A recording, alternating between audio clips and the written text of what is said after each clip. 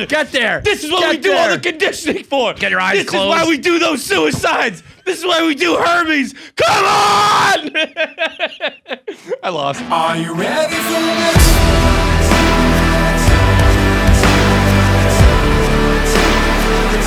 Are you ready for this?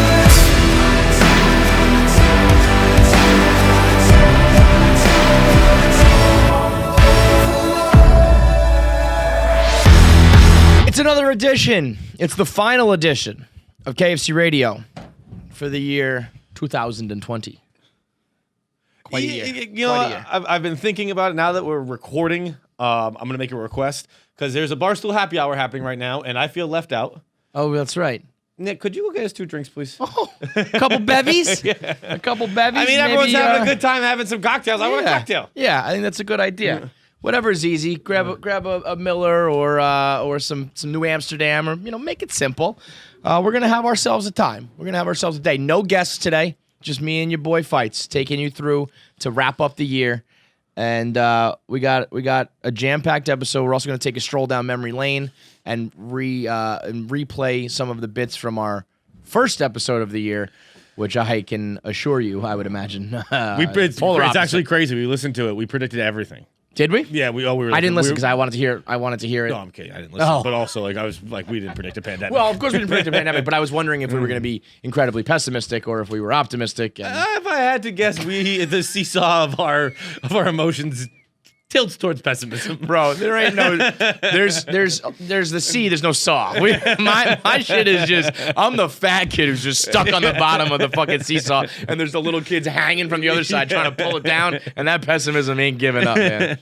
All right, so there's a whole slew of shit to get into, but first I gotta tell you about Martin Shkreli. Oh yeah, This is it's as we record this, it's December 21st. Everyone's making their year-end top lists and compilations and rankings and all that shit.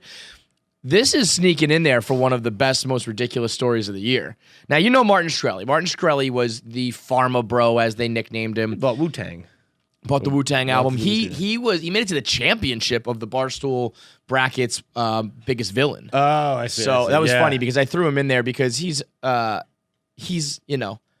real life person, but he was in the news and he was like this fucking like James Bond villain. So I threw him in there with like the championship was Shooter McGavin versus this guy who gained international infamy because he raised the price of AIDS medicine 5,000%. So he just like came up, he had the patent or he bought it after it expired, whatever it was. And he was like, whoop, jack it up 5,000%, which is something that pharmaceutical companies do every day, by the way. Yeah. But the fact that we can now pinpoint this guy, it's usually like one person's decision. Yeah, usually it's Pfizer or Merck or, one of these big things that you can't, who knows. But it was like, this asshole is behind that. So he was the Pharma Bro, and he just looks. That's the problem. 2 things. His name, Shkreli, and the look on his face, the pointy nose, and he's always doing. He looks like the child catcher. Yeah, he does. Yeah. From Chitty Chitty Bang Bang. And he's got, he does this like Portnoy, like prep school face. Like he's very, just looks like you want to smash his face with a fucking iron. And so he's just like the biggest asshole in the world. And he's in jail now. So all that shit happens, which is slimy, but he's allowed to do it. Then it turns out he violates some like SEC rules. Thank you, sir. A couple of cold Miller Lights here. Cheers, bud. Cheers. To 2020. Then he goes to jail. While he's in jail, a girl by the name of Christy Smythe starts to cover him. She works for Bloomberg. She writes an article about him. She actually starts to write like a book about him. She really starts to dive into it. I think she was the one who like first broke the news. I think she got a ton of attention, and she was just like, whoa, this guy, he's got like juice behind him, And she becomes like pen pals with him while he's in jail. And the professional pen pal relationship starts to turn a little more personal. She starts to fall for Martin Shkreli. As she describes it, now this girl, she works for Bloomberg. She's like an accredited journalist, good writer. She has a husband. She dated him for 5 years. She got engaged. They have this beautiful like home in Brooklyn. He works in finance. I imagine she's the creative one, and he makes the money, and they're married. And as she describes it, because this is something we've all said about our relationships. It was like being boiled alive in a hot tub. Excuse me? Where like everything just kind of started to escalate. Like, so I started covering him for work, and then I started to realize, oh, you know what? He's not what they say he is. Then I started to be pen pals with him, and then we started to get closer, and then he invited me for a visit, and then we did this together, and it just kept escalating to the point that she blew up her whole life. Divorced the husband, left the home. She now lives in a basement in Harlem. What? Falls head over heels in love with Martin Shkreli. He is wooing her and saying, you know, I'm not this guy. He has her visit. She gets a license because she's a city girl. She goes up to the DMV. That might be the craziest thing this girl did. She signed up to get a license to be able to drive to Pennsylvania where he's imprisoned to visit him. That is... She tells the tale, John. She says that the first time they ever like had a I guess, not a conjugal visit, but they were visiting. She said the room smelled of chicken wings and they shared their first kiss. I mean, tale as old as time. Who hasn't fallen in love with an international supervillain, blown up their entire life and career, and visited him in prison and shared a first kiss in a cell that smelled like chicken wings? Who hasn't? There are times... I'm not done. Okay. He and his lawyer, his legal team, eventually used this as a COVID-19 hits, all this shit. He's like, let me out of prison. There's COVID, and I am engaged to be married. This is my fiance. And so he's like, now, mind you, 2 other times he has been profiled and investigated and journalists have come.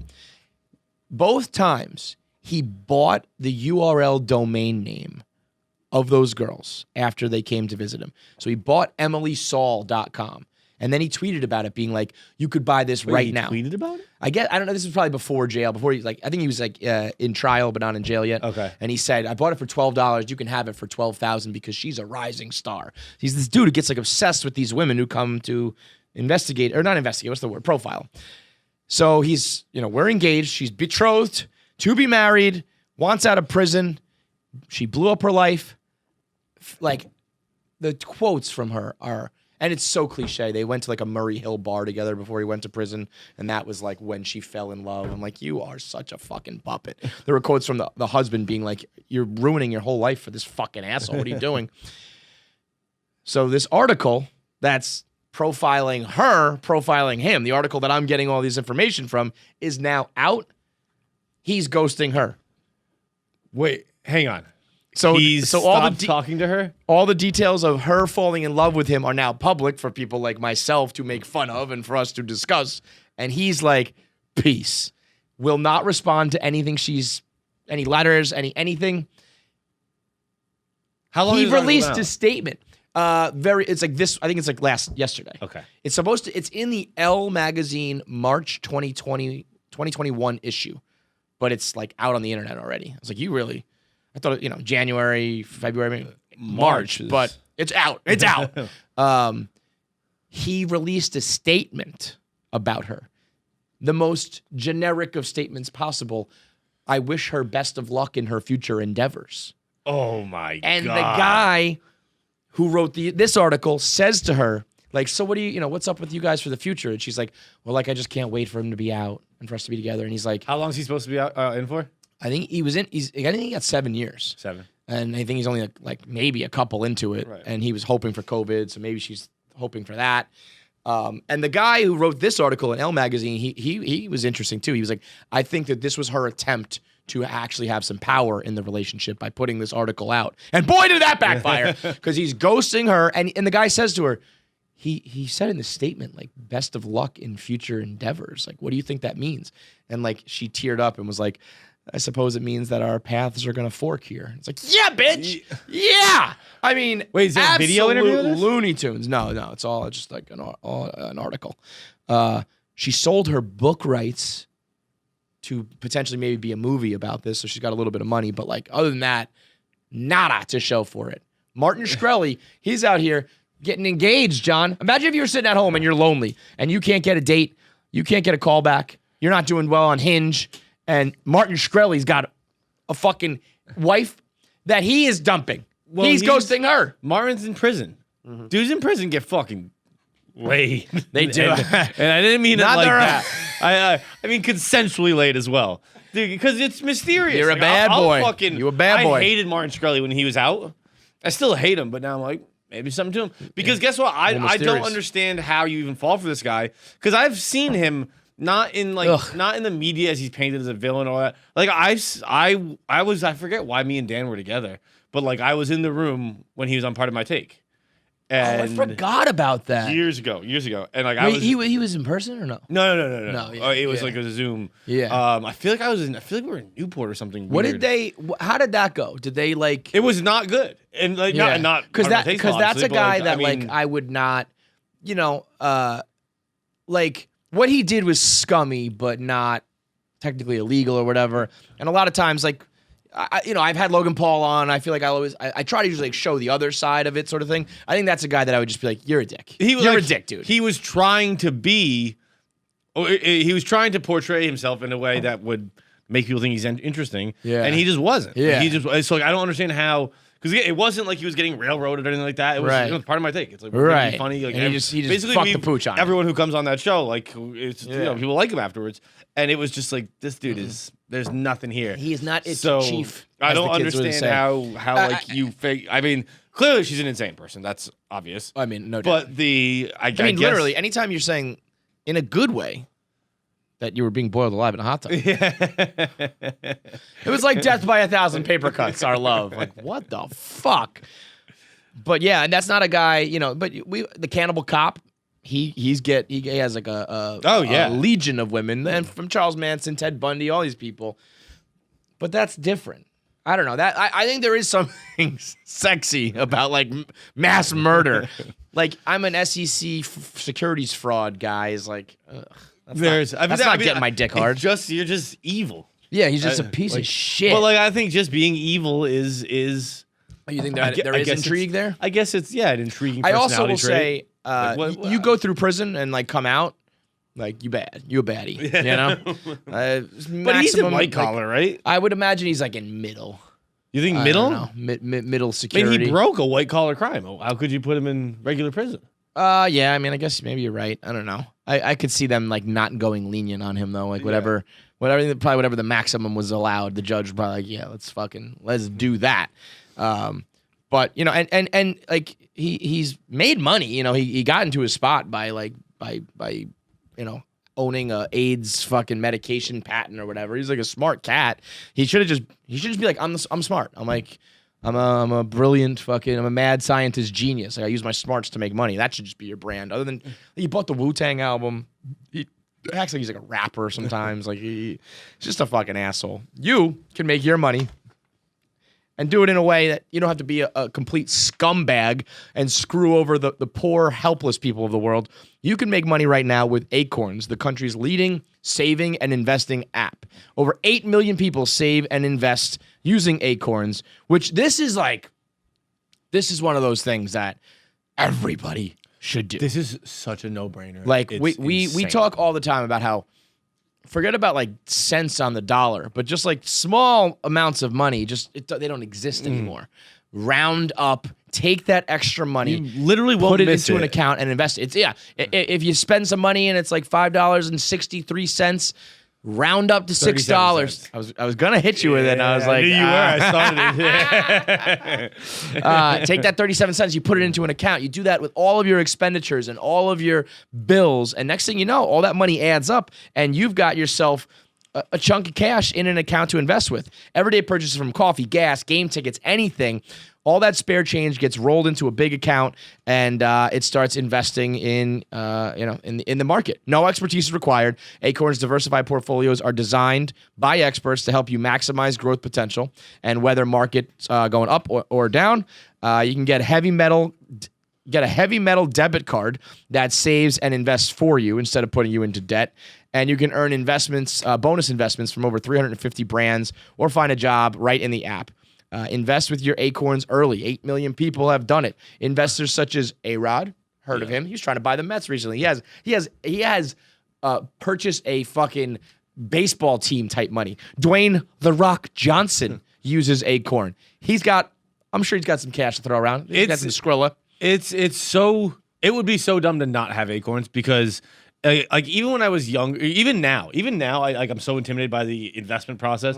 Even now, I'm like, I don't have enough money to invest. Like, It's like you definitely do, you know? But like, you can just do it with pennies. Like, you do it with just the money you wouldn't miss goes into an account that makes you more money and gets you a nice fat portfolio. And even if it's just like, I don't know, if I could go into my Acorns account and be like, I'm buying my kids Christmas gifts this year with that money. It got like, I hope you make Martin Shkreli like, major money, but if you have just like, this is going to take care of this expense or, this vacation or whatever it is this year, it can happen all at acorns.com/KFC. You get a $5 bonus when you sign up, which, that $5 starts rolling, snowballs downhill, and next thing you know, that's big money. It takes 3 minutes to start investing and saving all the money that you don't even know that you don't even know exists anyway. It's acorns.com/KFC. I think I'm retiring from the Jets. Oh yeah, I think I am. I mean, I will say that I'm definitely. I will definitely retire if they somehow keep Gase. I will retire from the Jets. That is unfathomable to me. But then again, someone falling for Martin Shkreli was unfathomable to me. Anything is possible. Yeah. The final yesterday was 23-17. I want to say 23-20. I think 23-20 at the end. 23. What did they kick a field goal? At some point, yeah, they did. Yeah, didn't they do that in Yeah, because they scored a touchdown that got called back, and then I think they kicked a field goal, and then they were coming down again. Sean McVay threw the ball deep. So the first half, the Jets played out of their minds, blocking punts, like picking balls off with one hand, Sam Darnold marching. It was insane. But I was like, all right, that's going to stop. And then the second half, the cream rises to the top. And that's exactly what happened. The Rams just started marching. They were running the ball down their throat at will. And then all of a sudden, Sean McVay, on like a final drive, they scored. I was like, that's it. They took the lead. They're never looking back. Gets called back because of a penalty. Whatever. Just keep going back to that. Just keep running it. As long as there's no hold, no penalty, you're fine. Third down, he airs the ball out. Like 3rd and 4. I'm like, let's just get this first down, keep the chains moving. Airs it out. Incomplete pass. They're going for it on 4th. I'm like, I don't know about this. They air it out again. Deep ball. Threw it to the running back and the tight end. 2 deep balls on 3rd and 4th down with like 4 minutes to go against this team that you're running the ball down their fucking throats. I think they were the ones tanking. And so there goes the dream. That's it. It's over. Now they're both 1-15. The Jags and they're both 1-13. The Jags and the Jets. The Jags, like, decidedly cannot have the worst strength of schedule. So they win the tiebreaker. I mean, theoretically, could the Bears blow it next week against them? Sure, the Bears are the Bears too. Who do the Jets have? The Jets have the Browns and then the Pats. So, I mean, you're gonna lose to the Browns. Yeah, like the Browns are a good team, but the Browns are like the Bears, like a better version. But both teams have like playoff hopes and they should win, but also they have a history of like sucking. Yeah. So anything could happen, I guess. But both teams are going to lose out, be 1-15, and then the Jags get Trevor Lawrence. And so that's it. So I'm done. Good, dude. That's it. I'm done. So I mean, John, that's a franchise crippling loss. That changes the next 15 years. Well, but I mean, you still get like Justin Fields. Justin Fields is very, very, very good. Doesn't matter to you, dude. There are good quarterback prospects, and then there are like can't miss generational guys. And Trevor Lawrence is one of those dudes. I've even started to learn this myself because I don't watch. I mean, Trevor Lawrence is worth like what were the 2 games against Notre Dame this year? They beat Notre Dame beat Clemson, and the kid played pretty good. Right when he didn't, whatever his name is. Yeah, when he was out, and then they fucking curb stomped Notre Dame. Yes, with Trevor Lawrence. I mean, and that's was the final of that like 50-10. Every week he just throws like 350 and 3 touchdowns. Right. It's like he's so good he gets like the LeBron pass almost, where it's like you're talking about Justin Fields because like we can't just keep. We've been talking about Trevor Lawrence since he was like 17. As you say, since his rookie year, freshman year, he's lost 1 game his entire like life, like through high school, and then it was the Alabama championships was a big one, but like. He's lost 1 game like ever since it's mattered. That Joe Burrow is something like that too. It's crazy. Joe Burrow, like his record as a starter is something like.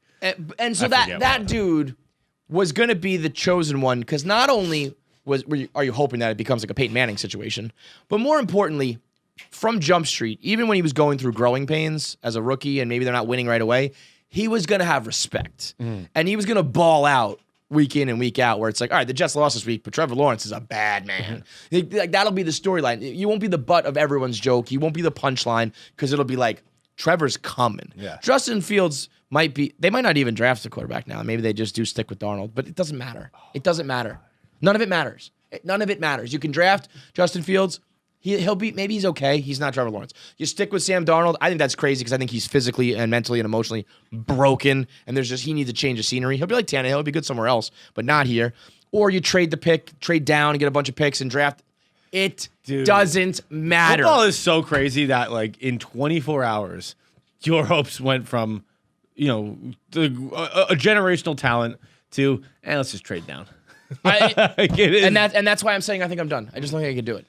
I mean, I think you've been kind of teetering on this edge for a while. Yes. I think you jump off. Couple that with the Mets. Like, if the Mets are going to be good and exciting and relevant and in it, and like 7, 8 months of the year, I'm like all excited and the calendar flips and I have to like be this lowly asshole again. The Jets have never done anything for me.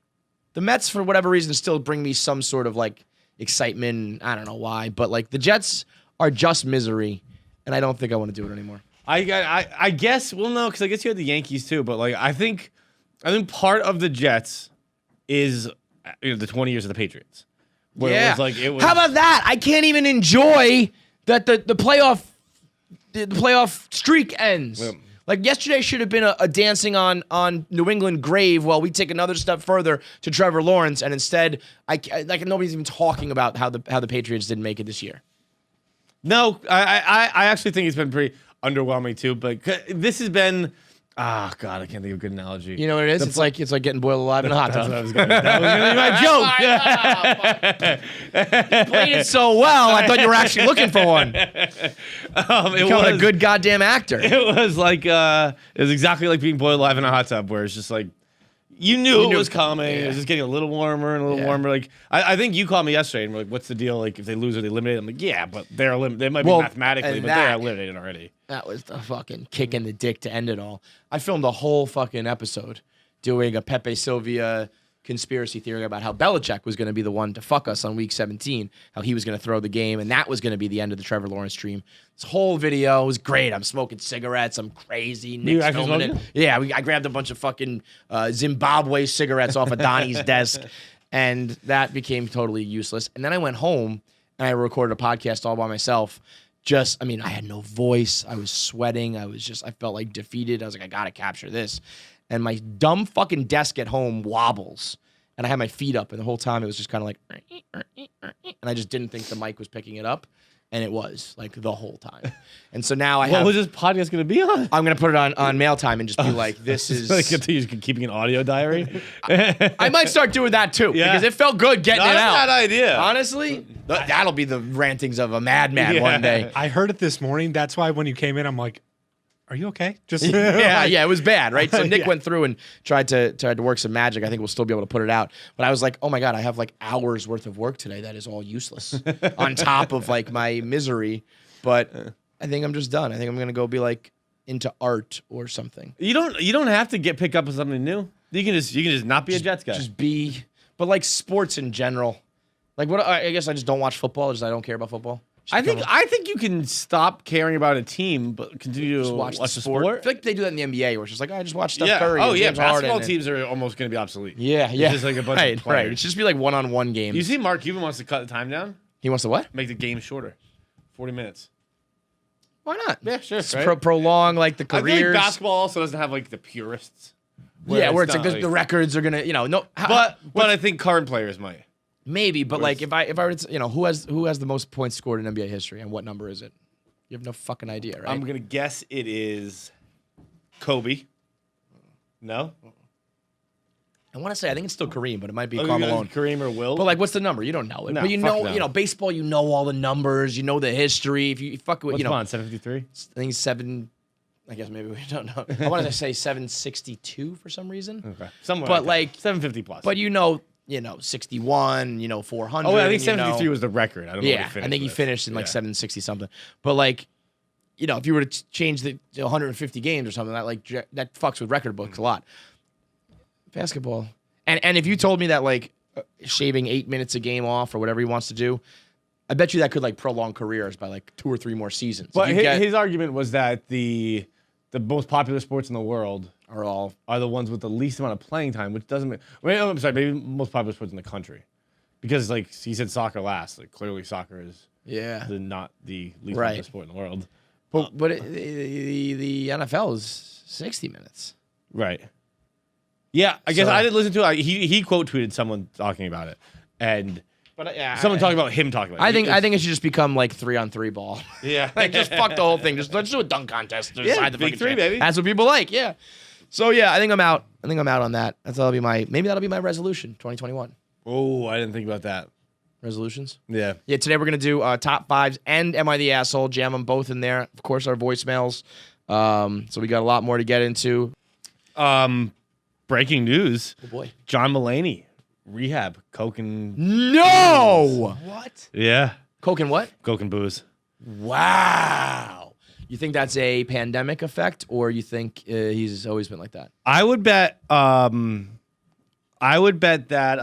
it is pandemic related. I mean, like everything is pandemic related, right? Whether it's subconscious or not. Right. But you think that's something like you just started boozing too much, or breaking But off rails too much he was in pandemic? He was an alcoholic, so he was sober. Oh, okay. So that's not that big of a deal then. No, I didn't know that. I think of him as like clean comic, clean, No. fucked He up and all he that. talks about going to rehab. okay. Not going to rehab, but being sober. But you know what? What?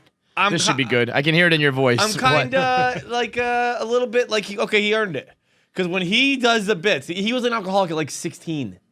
Okay. You were just 16. Like he's like, I blacked out at parties. That's yeah. You were in fucking high school. So that means, but wait. What are you saying? I'm saying that like that doesn't count. Being an alcoholic at 16? Yeah. I think. Well, okay. So I know what you mean. You can be an but that's what I'm the saying. stories he So told, I it's was like, either that's just being a 16-year-old. So it's either okay. I think that you're right. It's either it means nothing or it means like you are a bad motherfucker. Yeah. So and maybe he does have like the real dark stories, but they don't play on and what stage. is he now? Like 45? 38. 38. So let's call it 18. You had a good 20-year run of being clean. I think, all right, so you had to slip up, get back out there, fix it up, and, get He's back on going the to horse. 60-day rehab. That's a legit rehab. That's probably a pretty Right? sweet vacation, too. Yeah. You probably feel great after that, You're like, like everything. Like, you get rid of the booze and the coke, but you're probably like clean living for all of it. You come out of that feeling like you're on top of the world. Yeah, you're probably on cleanses. And then you shit. fucking come out and you relapse right away. Wow, though. I mean, that's also no better time to do it. Like, The I feel holidays. like you get like what The holidays. holidays. If you're gonna go to rehab, might as well hit it over Christmas. I meant like the Christmas in Rehab. That should be the name of like a comedy album or something. Christmas in Rehab. Just between like the long term vibe right now, but also the short term. Like you'll get so much support and everybody being like, yeah. I mean, you get a bunch of assholes too, but now's the time to do it. There's probably people who should just announce it just for PR. Like, I need to rehab myself. Like, oh yeah, you can do it. Nobody's making fun of you anymore, But shit. All right. Well, John Mulaney, stand up in a minute, I have breaking news as well. My Hyundai is fixed. I am quite literally Cinderella, and my carriage is turning back into a pumpkin. How do you mean? So Hyundai, funny enough, we just had our year-end meeting presentation. Sure. And we were talking about all the sponsors and clients we work with. And after everything that went on with Hyundai, we've been in contact with them. And they might potentially become a advertiser in the year coming. So they were they're taking care of like everything. Turns out that my car, they will cover the engine getting all fucked up. And in the meantime, they gave me a replacement car. And they gave me the Hyundai Palisade, which is like, I mean, we're not talking fucking Rolls Royce here, but it is like, it's by far the nicest SUV I've ever driven. Big, it's smooth, it's got an engine, it's got the works. I've got camera. I got, you got the back, the reverse camera, right? I've also got, Which I don't use, by the way. I'm old school. I was that way, but I don't trust eventually I don't either, but I mean, it's quite literally a live feed of what's behind your car. And I I'm like, know, they might be but faking this. well, so So I've learned to trust the reverse camera. I also think there's just something primal. Yeah, about I got it. The arm over. Yes. Yes. It's like, yeah, that's like, totally. I'm backing up. Everyone chill That's out. the Frank Costanza. Hang on, don't worry, I got this. Yeah. Yeah, you do. You palm it. Yeah. But I have, when I put my blinker on, I get these like tire cameras almost that show me the sides.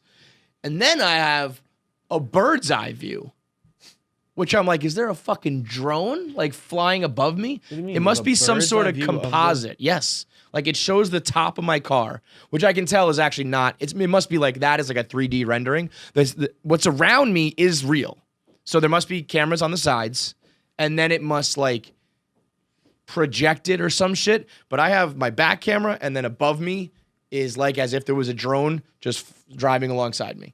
So That's insane. I've got like these lights that like line the side doors. It's like have you ever flown like a Virgin Atlantic with the purple lighting? Yeah. I have the purple lighting.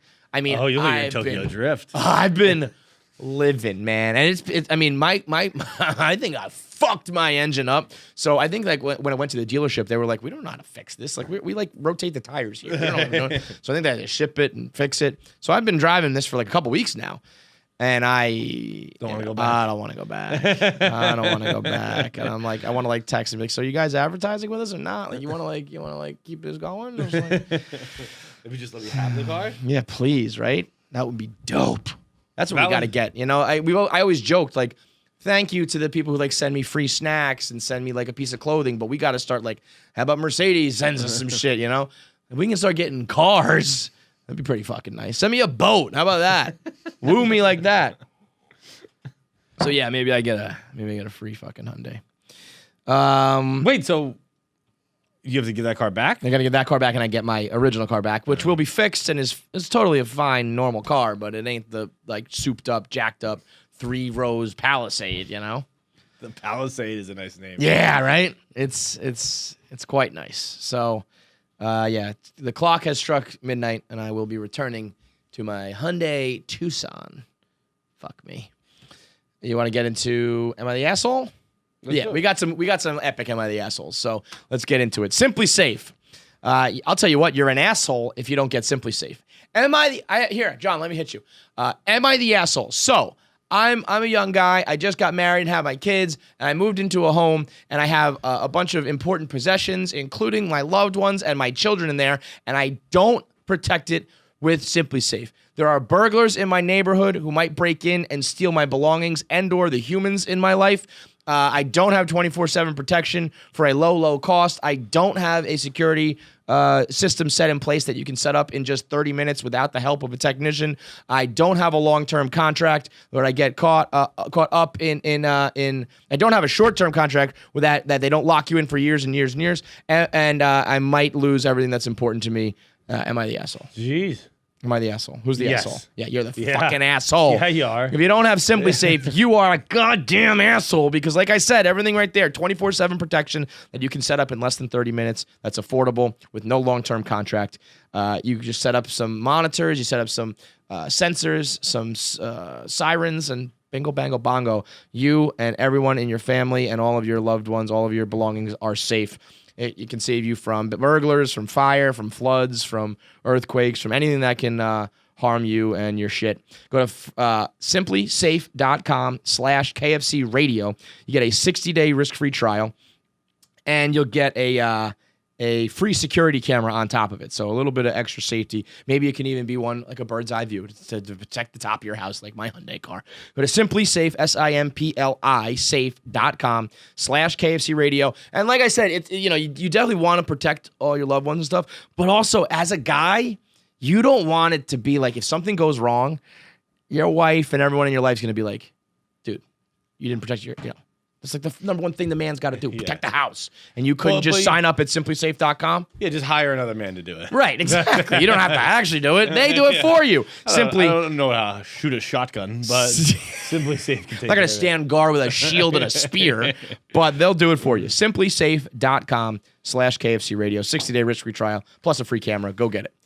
Why don't you subscribe? of it. It means you like us. Click the subscribe button, because if you don't, I'm gonna fucking murder John. And I'm gonna like it. Kill him with my bare fucking hands. Yeah. And if you weren't sold on this video, there's plenty more. Watch what's next up and then subscribe. But just subscribe so I don't have to fucking kill him. Well, I don't know. Do what you want, but subscribe. Probably. I'm so hot in here. It's Very okay, toasty, all right? Let me get up these like epic Am I the Assholes? All right, so this is one that got sent to us immediately, and I can absolutely understand why. This made it to both Am I the Asshole and the Reddit ships. My boyfriend and I have been going steady the last 2 years. Shout out to the year 1950. Going steady. I won't bore you with too many details, but just know that it's been wonderful. We click on multiple levels, and I believe we could click sexually too, but I messed up early on in our dating days, and I'm not sure how to go back. The first time we had sex, we were both quite tipsy. Okay, so I was straight up drunk, but please know that I was consenting. Don't waste your time or energy on rape accusations. This is important because this would never happen when I was sober. He was pounding me while I was on top, which is kind of a weird. Yeah. You can do that with the upwards thrust. Oh, yeah. But I would not describe that like you're not pounding. No, and also you get about 30 seconds of that. That's you gotta have. And then guess your thighs a little are wiped out. yeah. Your hip flexors are fucking burning. You had that James Harrison workout where he has You the put the fucking weight up on your- dumbbells, yeah. you're humping it up. I would not call that pounding. I would characterize that more as clapping. It was Yeah. clapping me because you get a lot of that thwap thwap thwap. But also like it's an accurate description, but also like if someone's like he was clapping me, I'd be like, what are you talking about? Yeah. So yeah. like when you got to describe it. But I think in order to say someone was pounding you, I think that's got to be like legs up on the shoulders or just straight. Pile you're on drive. top. Pile, yeah, it's got to be. You got to have gravity working with you, not against you to be pounding. Anywho, he was pounding me while I was on top, and I lost control of my bladder. I seriously pissed all over him in his bed. I was mortified and started bawling and climbing off him when he stopped me and told me it was super hot and he had never made a girl squirt like that before. I was still in shock and I went with it. Sure, yeah, I squirted, right. Anyways, ever since that night, if we have sex and I don't quote unquote squirt, he feels bad and he feels like he didn't do a good job. So I just kept going with it and forcing myself to pee. The carpet, our couch, mattresses, curtains, our quilted headboard have all been ruined, and it straight up smells like piss despite my best efforts to clean. I don't know how he doesn't know. I even broached pee play in a joking way to see if he did know that I was, and he was like, ew. So he definitely thinks it's squirt. I really want to stop destroying the house, but once COVID is over, I'd like to have company over. It has to stop, but I don't know how to tell him without making him feel totally disgusted and lied to. Please help. I'll take any ideas into consideration because honestly, I can't see a way out. Too long didn't read. I peed, played along with it. It was squirting, and now our furniture and maybe relationship is destroyed. That's an all-timer. All-timer. That's an all-timer. All-timer, right That's up a our very, alley. Very, very good one. So let me just say a couple things. One, I think if you've had any experience with squirting, and I guess maybe if you hadn't and this would be your first time, you're not going to make somebody squirt from that position that way, right? I guess you have more experience than me in it. I don't know what is like. I've had someone squirt on top, but not from like the pounding she's describing, where it's like the clapping, If you're making someone squirt, you're like digging in the fuck. You're in there and like trying to make it happen. If it was me, I would be like, I've seen porn. I've dabbled in that world a little bit. That's not how it's happening. But for her to be like, I don't know how he doesn't know. The world is it's a gray area with squirt and pee. Oh, well, I don't think it's a gray area. I think we might lie to ourselves, but we know the truth. That it's pee. Yeah. Right. So So I think for her to be we might like, walk around pretending it's not like, ooh, that is sexy. It's just there is no. I mean, there's something different that gets mixed up with some pee. I think it's It's not fully pee.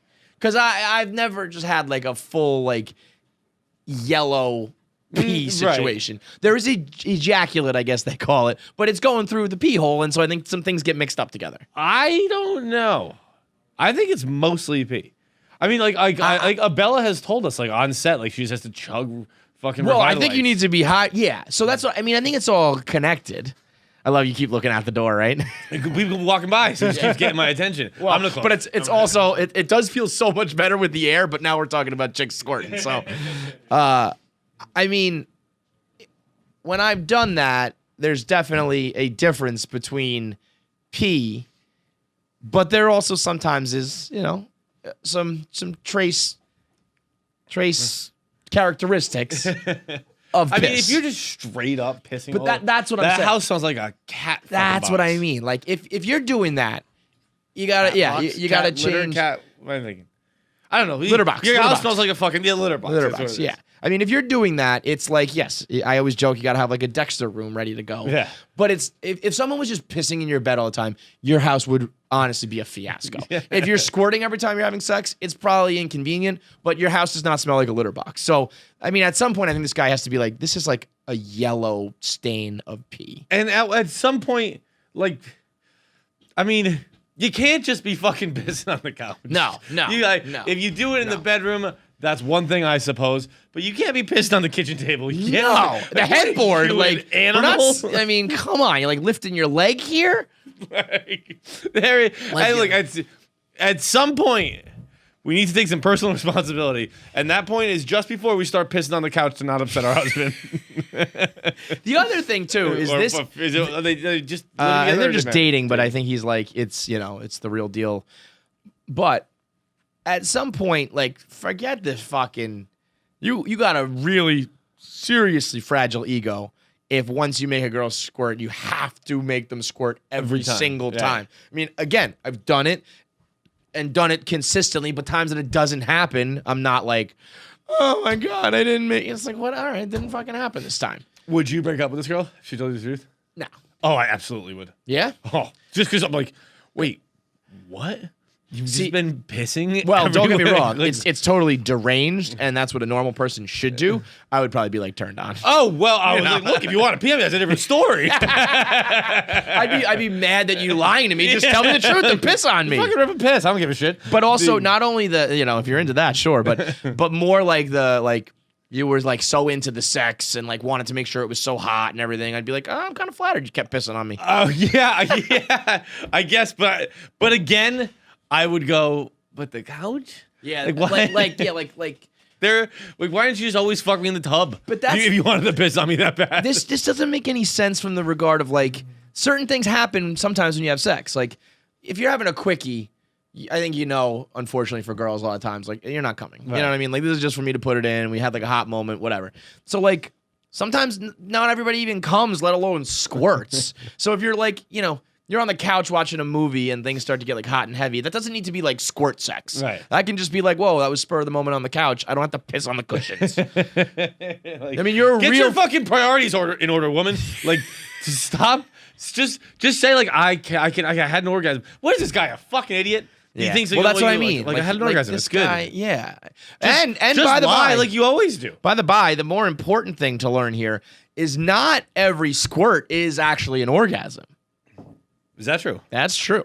You can squirt, and as kind of in my experience, it's almost frequently not.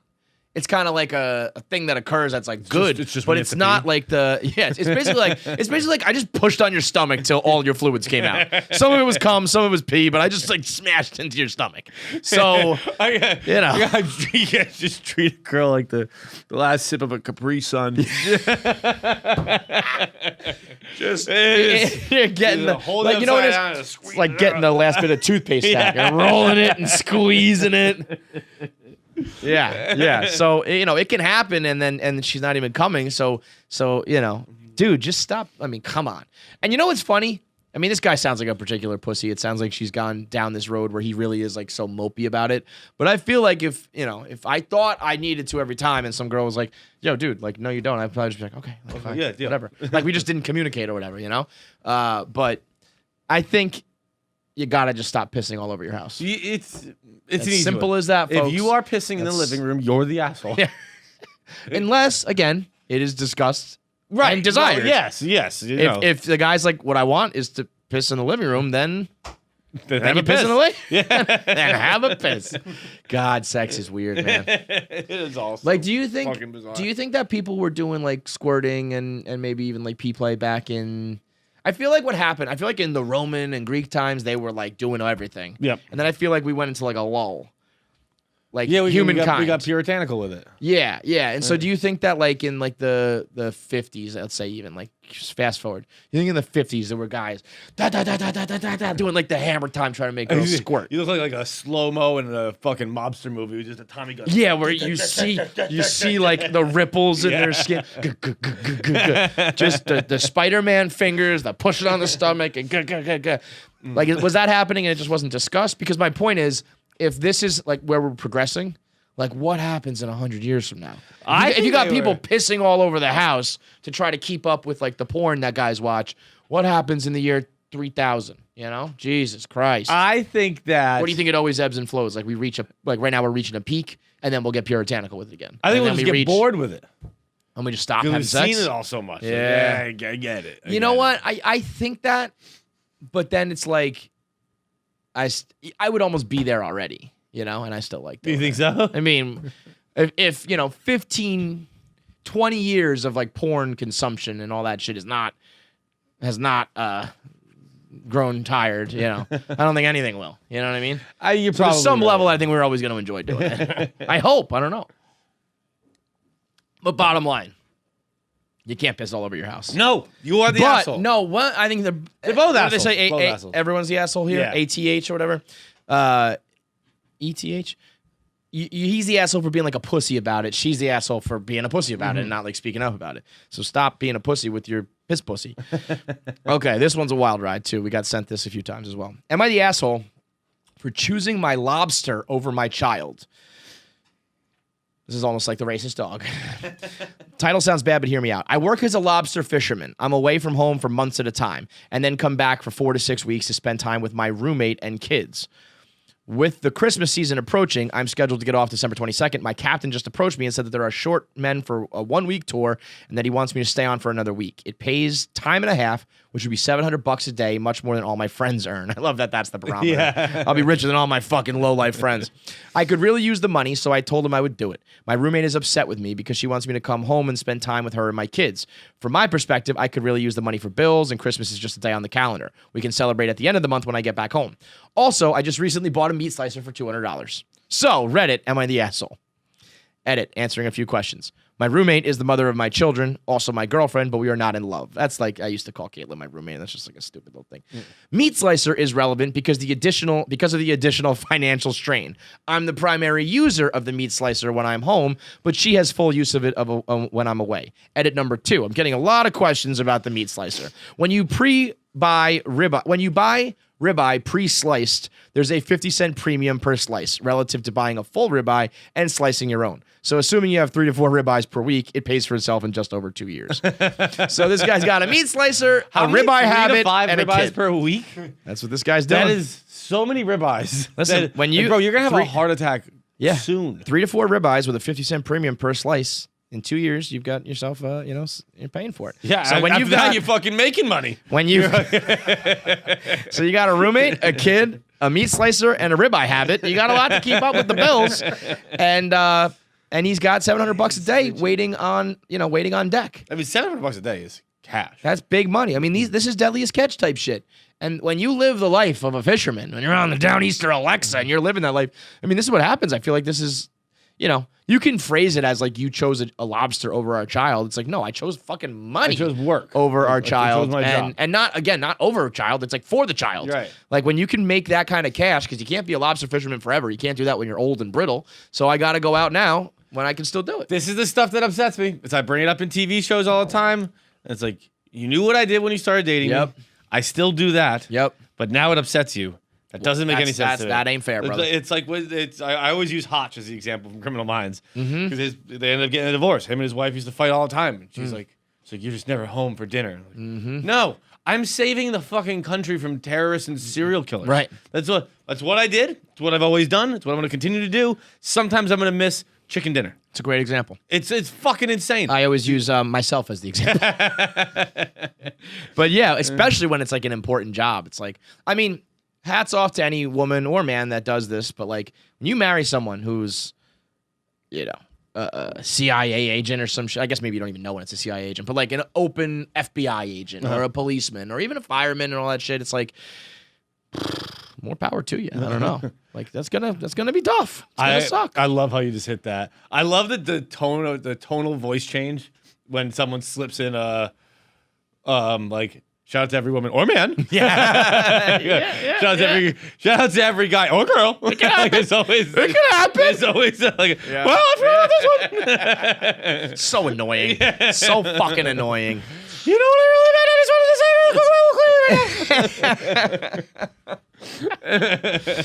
All right, one more. Am I the asshole? Because this one jumped out at me, and I also you're not the. that's pretty clear. You're not. Oh right, You're working. All right, I love this one, and Twitter did not. I am totally on the guy's side here. I will say that going into it, and I will tell you that Twitter was not. Am I the asshole for telling my son to grow up? And I'm like 90% on this guy's side. Am I the asshole for telling my son to grow up and accept the consequences of his choice to snitch on his friends? All I know is what my son told me, so I might not have all the details here, but here we go. My son is in his senior year of high school, but he had a take-home final for his calculus class. The teacher said that they couldn't work together, but they could all use their notes. A few of his friends in a group decided to work together on the final anyway. My son, without consenting me or his mom, anonymously sent screenshots of the group chat to the teacher. I have no idea what's going to happen in terms of the discipline, but they were obviously incredibly angry when the teacher told them that they were caught. So they're using the group chat to ask who snitched, and that whoever snitched needs to say that they did. It was only last night that my son confessed what was going on to me and my wife. He was very upset because someone in the group chat accused him of being the snitch and he denied it. I asked him why he even snitched in the first place. I absolutely wouldn't have done that, and I wouldn't have told him to do that. And he said that he didn't think it was fair if people worked together when the teacher said not to, but he didn't think it would be this big of a deal. I told him that he needs to confess what he's done and to be honest with his friends. My son was crying and said that they wouldn't want to be friends with him anymore if he came clean. I told him that he was probably right, but that he should have seen that coming before he chose to snitch on them. I honestly don't know how he didn't see this whole thing coming, and I told him that. I also told him that he should have told his friends directly that it was not cool to cheat, and that he acted like a coward in anonymously snitching, and that I was disappointed in him. He just cried and went to his room. My wife was very upset with me and said that I was just making him feel worse and that I acted like a dick. I hate to say this, but I believe my son acted like a dick. I certainly wouldn't want to be his friend if I found out he snitched on me for something that stupid and then lied about not snitching. I don't know if he comes clean or not, but I think it just provided him with good, solid advice, and I don't think I was an asshole. It says, edit, I've been banned, but the whole bottom line is I realized I was wrong for how I spoke to my son, but I still believe that he handled the situation incorrectly. I'll apologize today. And yes, I did cheat sometimes in high school, and no, I don't regret it at all. I don't think I'll tell you the things I do agree with and the things I don't agree with. I think his son's an asshole for snitching. I think I agree with 100%. The only thing I don't think I would tell him to like confess or be a coward. I don't know. I'd probably you fucked up big time. Just take that one to the grave so you don't like lose. Okay, that's fair. You know, I probably just so that I don't know about. And there was like one other part where it was just like, oh, when he was like, you should have told them up front. I don't think it's cool if you cheat, and that's like, no, he doesn't. You don't say anything. But you don't say anything. But like people want to cheat, that's it. That it's up for the teacher to catch. But if you really were having this moral crisis here, then I guess in the group text be like, guys, stop cheating. But like you don't fucking snitch on them. Right. And it's an open book test. You can't cheat on a book where you can look up the answers. Right. And that's also why I would kind of like make the argument that they weren't even cheating to begin with. Right. You mind your own business, you take your own tests. I would say, hey, son, how come you didn't get in on that cheating ring and get the fucking good grade too? But this guy, so he went in and answered other questions in like the thread, and people kept getting more and more like angry, and I just kept thinking he got like more and more right. Someone was like this could result in violence, and he was like, they're all suburban white boys, like no one's gonna get beat up over this math test. What a truly ridiculous comment. From his telling of the story, he didn't even directly tell his friends that they shouldn't cheat, but he went behind their backs and anonymously told the teacher. I think that's very cowardly. And then I think this is the one I saw that I liked. My son chose a meaningless test over his friends and is now lying to his friends about not being responsible. I think lying is wrong, but should I text the entire group chat that my son was the one who snitched? And what would be I think that's a great point. Like you like blew up your entire like friends group than For a nothing. stupid fucking test. For That is- literally nothing. For a test that you'll never think about ever again. Cheat your fucking balls off. face off. And, Man. like do everything you can to make your life easier. And if that's cheating on a test, which you're allowed to be cheating right. on. It's already like we're allowing like 90% cheating. They went the other 10%. Right. I guess you could make the argument like, hey guys, you really shouldn't take advantage of it. Like don't fuck a good thing. But also bad. just shut the fuck up. This test is meaningless. And I think the bigger life lesson here is what he keeps saying. Like, I don't know how he didn't see this coming. It's like you need to take stock of how like the world works. Like if you start doing this shit when you're at work and you're fucking with people's money, like you will get beat up. Yeah, you will yeah. like there will be bad consequences if you can't understand that your priorities are really fucked.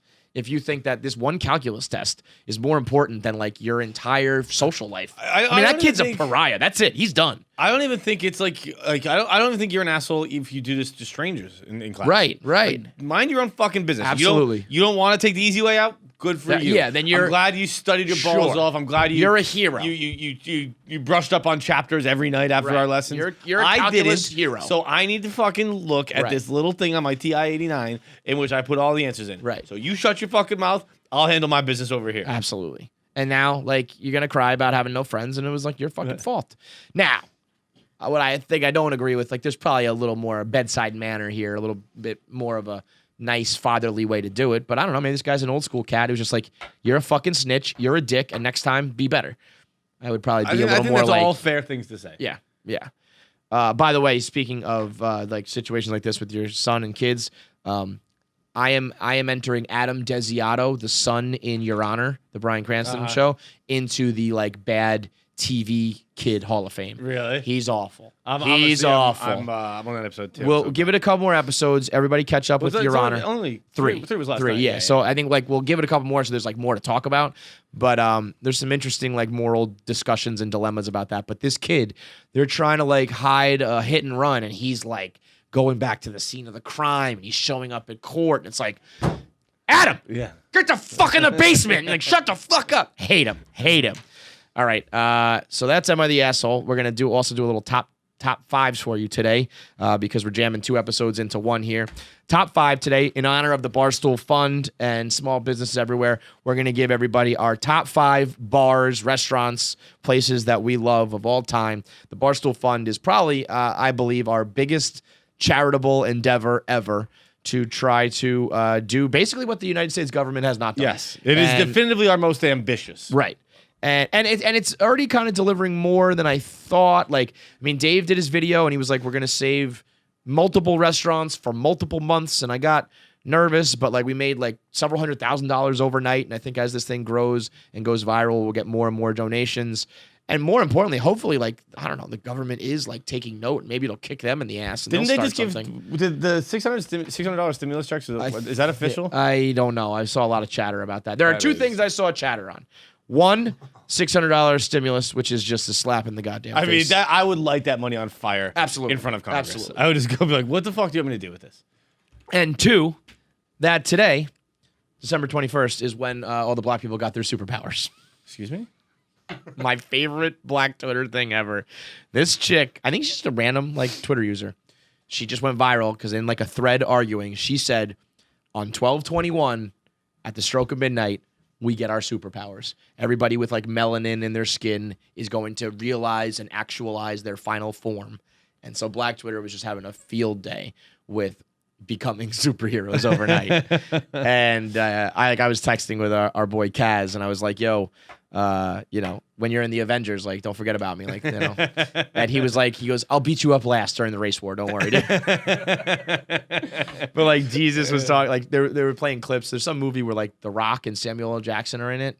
Do you know this movie? I don't think so. I think they were like, there's a scene where they both jump off of a fucking building. The other guys. Right. So it was built up like they were yeah, going to be like stars of it, and then they die in like the first scene or whatever. Yeah. But they were like all of us black people on 12/21. They jump off and they just splat on the ground, like all this funny shit. Aim for the bushes. Yep. So that was one of my favorite. I mean, I wish I got to go listen to Kaz or Jesus Amir or something. The people who could really dig into it because we can't say shit about it, but it was fucking funny. Some of the terms they were throwing around. Want to know something wild? as you were explaining it, and you're like, at the stroke of midnight, I was like, oh, Beyonce album drops. Honestly, there's a black person with superpowers as far as I'm fucking concerned. Like, oh, new Yeah, Beyonce it's coming. music. Okay, but Barstool Fund is raising money and saving lives, literally saving careers. We started with Borelli's, and hopefully we're going to do a lot more. So in honor of that, we're going to talk about all the places we'd love to save and the places that are near and dear to our heart. It's brought to you by P-Touch Pro. The P-Touch Pro label maker enables you to organize like a pro, creating labels that help identify your electrical and telecom wires and cables, workspace, gear, and more. P-Touch Pro features convenient one-touch keys that make labeling fast and easy. Use over 300 symbols to declutter your electrical wiring, workshop, toolbox, garage, storage, and more. Let me tell you These something. things are dangerous. Because you get a label maker. You label You everything, start labeling bro. like a motherfucker. My one of the most janky, fucking pathetic things I have in my apartment, on my kids' dressers. I just like cut up little squares of paper and I wrote like Shay pajamas, Keegan shorts, whatever, and I like stuck them on. I just like taped them on. And it just looks like trash. And also, my cleaning lady like just doesn't speak English or read English, so she just fucking throws everything everywhere. So. But I would feel a lot not better. only do they look terrible, they also provide zero. Zero. As a matter of fact, what's the word I'm looking for here? Whatever. value, zero, yeah, zero fucking. value. There is another word though. I'm gonna get it. Zero. Nope, not gonna get it. Fuck, I'm getting dumber. And as a matter of fact, it hurts because I'm like, let me open up. Okay, this is going to be her pajamas. And I know it's not, but I still do it. I'm like, damn it, it's not her pajamas. So I would love a professional, a pro label maker that it can help, like with all your electrical wiring, it can help with your hobbies, with your camping, hunting, fishing, sporting gear, all of your arts and crafts project, all featuring a detachable wrist strap with a portable design. You can choose from an assortment of exceptionally durable Brother P-Touch label tapes for all your labeling needs. Tackle your toughest labeling jobs with the P-Touch Pro label maker. This is, again, like, and if you're a guy, you can do this, but this is a chick's dream. Chicks love lists, and they love to label. If a girl could, like, tackle every problem in the world with a list, I think they could solve every problem in the world. Label everything, list everything, and girls are happy, so go get your girl a P-Touch Pro label maker. Go to ptouchprobybrother.com. That's ptouchprobybrother.com. Top 5 bars of all time. You want to go first, or shall I? Sure. We're just going types of bars, correct? Go with your favorite bars, but tell me what kind of bar it is. Okay. Well, one is Irish pubs, obviously. The Irish pub. I honestly might just do all five, maybe Irish pub. Yeah, that's fine. There are other That's bars fair. I go to. Yeah, you know what? I'm doing it. All five. Irish pubs. See, I can because- have a good time at another bar, but if we don't have my favorite bars, It's like anything, dude. It's like, you want like a good deli, you go to the Italians. You go to the Italian deli, right? Or even the Jewish deli.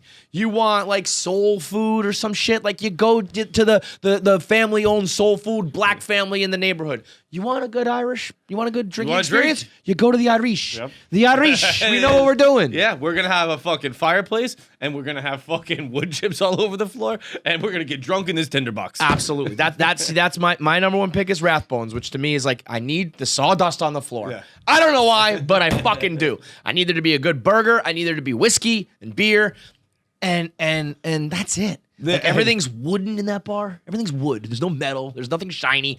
Wood. Wood chips on the floor. Wood chairs. Wood bar. It's soaked with beer. It's warped with piss. It's always that love girl's it. been hanging out on it. It's always just a little bit darker, and it's like inside always feels like a completely different environment than outside, which obviously it is. Mm-hmm. But like you can go in, it can be a beautiful sunny August day, and then you go in there. And you're transported to Southwest. It's just like absolutely. It is just it's Again, winter. As soon as it's you get in all the door, your it's winter. senses. The lights go dark and you can't see anything. The music is like probably terrible, like heavy. You're hearing different. You smell different.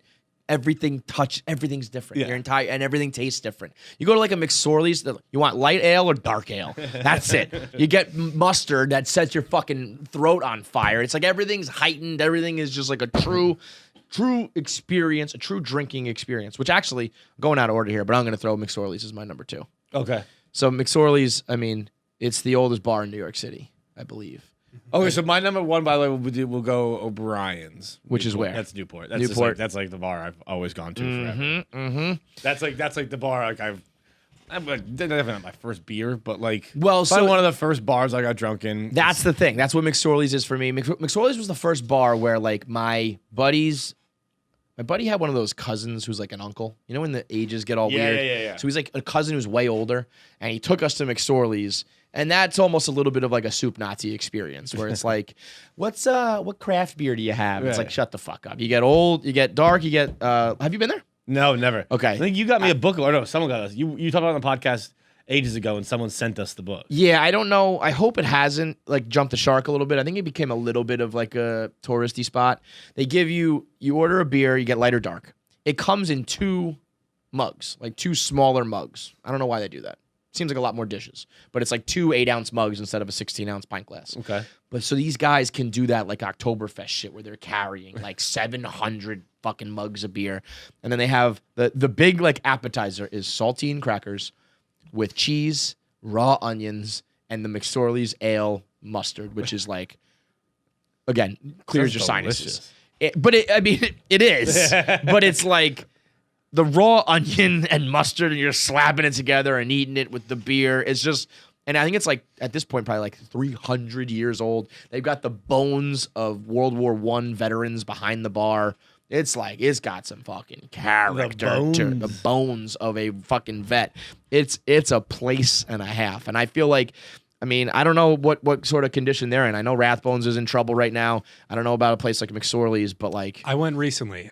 Still open? Yeah, it's still open. It seems like they're doing well. Everyone in there looks like they've killed someone though. yeah, Like, it's the an old intimidating Irish, place. like- I can't Yeah, remember, sounds I can't good. remember the name of the guy. Are they still wearing those like gray like Yeah. uniform? They're like Yeah. smocks almost, Yeah. right? They're like it's almost like a barber's jacket. Looks like a butcher's, like Yeah, that they used butcher. to Yeah, cut shit which is up. I think because they're spilling and they got to wipe the blood off the people they kill in the back and all that shit. Oh, The definitely. guineas they kill back with a butcher's knife. But it was. I remember being like nervous where they're like they talk fast and like you want light or dark, you want this, and I was kind of like Bud Light. I don't know what to do. And like you learn quick, and then you could almost spot the other rookies where it's like this is this guy's first time and this guy's first time. So like God willing, bars like that stay open. 2 Factory 380. No brainer. That's your spot now. dopest spot in the. You've probably been to that bar more than like some bars that you've gone to for like 10 years of your life, you know? I mean, like there was a stretch where I just went every single night. yeah. Like, yeah. and Especially when by you the way, live that there. stretch was 2 years long. And now you're on like the other side of town, but you still go there. yeah, So you go out of your way before you go it's home. a great which spot. is like, yeah. It's a little darker. It is a little nicer than your standard Irish Yeah. pub. Yep. You know, they got felt on their chairs there and things. Woohoo, things high such as that. society. But you know, it isn't as divey as I typically like, but they more than make up for it with the service. It is the owners, the bartenders are all they're all my best friends. That kind of I feel like falls into your like that's your after work bar, like the one that you fall into that you know after work every day, literally almost every day, but certainly when you're going for drinks or a happy hour or you had a long day at work, everybody has their like meet me at the spot. You don't even have to say it. Like meet me at the bar and has you're going. gotten me through many a day. Yes, where it's like, exactly. all right, just do this That's one your thing and then we get to factory. that is your like that's your everyday. You know, there's like your bars that you love that you go to. Like okay, so I'm gonna go with I'll go with Parker House down in the Jersey Shore. Okay. So that's like my summer bar where I gear up, I get so excited for it for the summer. Factory 380 is like this is my everyday bar. Yeah. This is like I'm a 300 hitter. I'm just like singles every day versus like Parker House to me is like the slugger. The summer bar that you like every weekend you're gonna go to in the summer, you get your share house to like live. You like decide where you're gonna live like in relation to that bar. You know what I mean? Like it's only like 4 minutes away. But Parker House is this gigantic like Victorian mansion. Oh, I bet. That I ate so much there. yeah, that's the other thing. They have these sliders and a lobster bake and shit. For a while, I don't think anymore, but they used to do dollar. They're pouring beer in my head, right? Yeah, I believe so. Yeah. They did dollar nips for a while, which is always a fun little like Oh, switch boy. up. The little fat Miller Lite, like the little fatsos. Yeah. Little fat- And they give it to you. little chunky monkeys. They give it to you like in the 6-pack like case, and then they have like the boom boom room where they're playing like techno music, and then downstairs is what I dubbed, or no, I didn't dub it, but I popularized the term God's Basement, where they have like the Pat Roddy's cover band and all like the local like Jersey Shore legend type shit. There's a guy there called, I think they call him the Silver Fox. He's been a bartender there for like 60 years. Because those spots, being a bartender at those summer spots is like, that's like it's like a season tickets waiting list sort of thing. Like you get on a list and if your name gets drawn, like you take that job. You leave your job like in Manhattan to go be a fucking bartender because you make bank. It was it's like a cash only spot, but I think there's one dude. Or maybe the guy is named Silver Fox. There's one guy that they allow to use like a credit card at Parker House. He's like such a fucking OG that they're like, you can use a credit card. There's only one person in the world. The whole rest of the thing is cash only, which is another like that's a good mark of a bar. Like they're doing some under the table shit. They're doing some fugazi stuff. And usually the summer bars are like that, cash only, and it's a bitch and it's annoying, but you do it because you love it. Another one is the old fashioned till. To register. Oh, with the big buttons. Yeah, and stuff. Cha-ching, cha-ching, Yeah. cha-ching. Yes. If you got that, you're a great bar. It's got the wheel, like the numbers come up in the wheels. Yeah. You're up. Me? Okay, I will go number 3. I would put Beacon Hill Pub here, but that's already closed down. So not really gonna get much saving there. Yep. I'll go Spring Lounge. Fucking love Spring Lounge. Where's that? Spring Street here. Oh, okay. It's a really, really, really great bar. It's like it's kind of like it's what Applebee's wants to be. Now let me explain that. Applebee's always just puts so many knickknacks on the wall, but it's curated. Yeah. And it's like not when real. you're in Spring Lounge, you're like, where the fuck did that? It's perfect, but where the fuck did that come from? Right. Like, and it's got character. It's got a there's no meaning motif. behind it. Yeah. A lot of the tables are fucking whatchamacallit? Oak barrels and things like that. Yep. It's a very cool bar, and it's a bar where cool people go to drink. Oh, I is think it? if there was one time I was there, I think it was a snow day, probably like I couldn't even tell you when, and I was drinking there for like hours, and then I looked to my right and it was like, oh, gentleman in Amendola just sitting here. Really? Yeah, there's some man like, how long you been here? I don't know how long you been here. Like, I don't fucking know, man. It's snowing outside. Dude, as you said, like you're talking about these places, some of them are already closing, and the spot you're describing, I just Googled it. There's this speakeasy in the Village. You probably didn't even get a chance to go. Did you ever go to Chumley's? No. Ugh, fuck. Should have taken you there. It's in the West Village. It's like a true like speakeasy. Like it's behind like the first thing you open up is there's nothing there, and then you got to go downstairs. I think I only went like once with a guy. I got my buddy Kev, who's like a New York fireman. He's got a guy for everything. Yeah. He's got one of those cousins who's older and weird shit, and he took us to Chumley's. But apparently over July in the pandemic, they closed down. Fuck. But so like Hemingway, F. Scott Fitzgerald, Steinbeck, J.D. Salinger, all those guys drank there. Really? Like, opened in 1922. West Village bar and restaurant that was like a true speakeasy during Prohibition. So it was like a big-time haunt for like the best of America's fucking drunks. Yeah. You know? Fuck, that sucks, man. Yeah, it just said 86. Like that was just a door that said 86 on it. And that was like, the only thing that you knew. So that sucks. My next pick, I'm gonna go with the Pickle Barrel in Killington. Yes. Okay. I knew I recognized that name. Yeah. I think like so. Pickle Barrel's Parker a House. great one. Parker House is like my summer bar. Yeah. Pickle Barrel was my ski house winter bar. Yeah. Pickle Barrel. I've only gone a couple times because first of all, you get a house for like one weekend in the winter. You do like MLK weekend or whatever. Where the summer you go for like 15 weeks. But I only did like one weekend, so it would only be like a once or twice a year event. But man, I had so much fun there. I don't know why. Anyone's ever had a bad time. The cover band was always great. I think everyone's in like sweatpants and sweatshirts because they're coming off the mountain. That's the best. Fucking. I remember my buddy Vinny. We were like, and this was the point where we would still go to bars. We would dance. We'd get in big circles and dance and do stupid shit. And my buddy Vinny was kind of like, I think we were being particularly like sloppy and messy, spilling beers, making out. And he was like, there's like no rules here. And he just took his pants off. He put his pants around his knees. He had boxers on, but he was just dancing with his pants down. And like nobody stopped us because everyone's just here for the weekend, getting shit faced and skiing. So like that wintertime post ski, après ski type of bar. Pickle Barrel might be the pick of the draft right I mean, now. that is my favorite. I remember saying like Parker House because of, summertime and all that, but just it's batting 1,000. Yeah. I've never been there and had a bad time. Parker House has kind of gotten overrun. It's become like too much. I haven't been to Pickle Barrel forever, but I've never had a bad We had a time. blackout tour there once. Yeah. Got scared that Yeah. someone was gonna jump off the fucking balcony onto I us. feel like did I go to that? I think I had visions of like I'm gonna go to the one in I don't think you did. is that Killington? Yeah. Or Stowe? Yeah. Killington. Pickle Barrel's the best. Fuck, man. Now I feel like I have pressure because that one's a fucking great one. What are we at? 4 each right now? Is this your last pick? This is my fourth. Fourth. I five. went one. You went Yeah, one too. I stole, yeah. I guess I was gonna go Ear In. It's another bar that is like it's basically Spring Lounge. It's on Spring Street. It's just another one of the same bars. And then and while we're at it, I'll do my number 5. It's Molly's. It is Just the regular it's spots. just Irish bars in Manhattan is So really true, my man. answer. My last pick, I will go. I also don't know if Ear In is an Irish bar. I believe it is. It definitely looks it, but it's the same. It's the same thing as Spring Lounge in the sense it's just like there's knickknacks everywhere. It all looks random, and it all is random, but somehow it all works so well. It's kind of like this shit. You know Yeah. what I mean, I was looking at like that. Remember that guy's hat who he hiked and he went to the top of the mountain to get service for us, like random shit like that. I gotta go.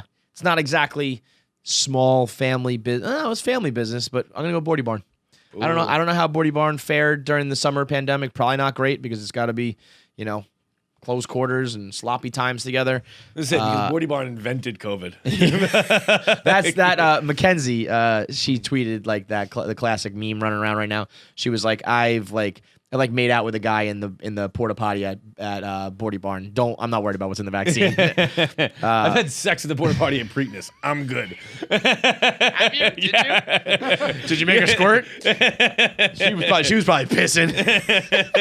That is gross. Yeah. Oh yeah. I mean, porta potties are like, hold your breath in and This is out. when people run across the top. Imagine that. It An was- earthquake. I had sex in a war zone in the bathroom at a war zone. How long did it last? I mean, I honestly like 5-10 minutes. It was No, that's what I mean though. Being in a previous porta potty for 10 minutes is like I usually like get into there, piss, and get out. You got to be doing heavy breathing. Yeah, it was heavy breathing. You're taking in. You started COVID. Holy shit! Sex had the Preakness. That's a great bucket list check that you got. That's a nice notch on the belt. But yeah, Bordy Barn. I can't imagine like another summer of no Sundays and no nothing.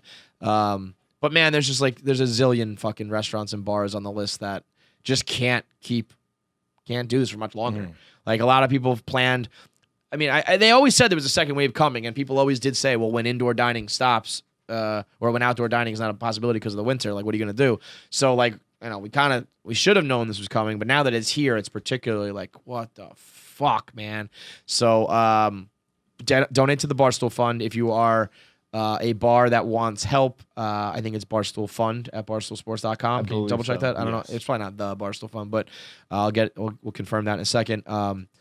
You have to have kept your payroll open like all this time. And if you meet the standards and qualifications, I think you got to tell us your backstory. And because unfortunately there is some level of like, these guys deserve it more than these guys, which sucks, but you can't help absolutely everybody. So you got to make your case, and Dave and Barstool will do their best to keep your doors open. And like I said, like the Barstool Fund is very ambitious. I hope we can keep up with it, but I hope more importantly that it if Barstool can create some sort of bailout fund, I think the fucking United States government maybe can. So maybe there'll be some more help along the way. Stunning. Maybe stuff. the cavalry's coming. $600 is fucking insanity. $600.